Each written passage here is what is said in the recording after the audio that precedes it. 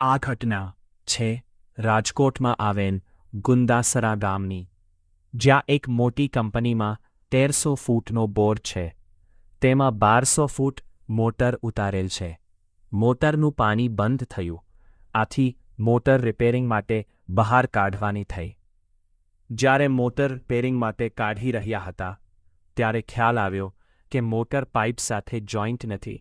આથી પાઇપ બહાર કાઢી કંપનીના માલિકે આ મોટર કોણ કાઢી આપશે તેની તપાસ શરૂ કરી.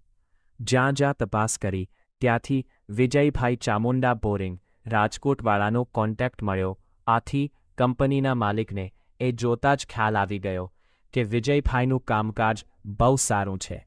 તેઓનો કોન્ટેક્ટ કર્યો અને પરિસ્થિતિ અંગે જાણ કરી.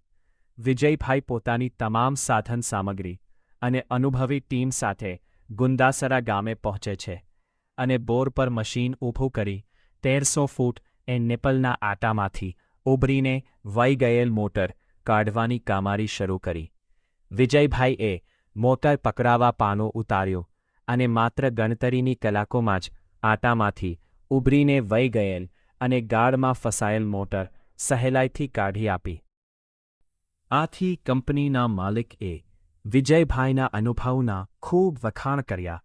આટલી ઊંડાઈથી મોટર પકડાવી એ વર્ષોના અનુભવ અને ખાસ ટેકનિકથી જ શક્ય છે.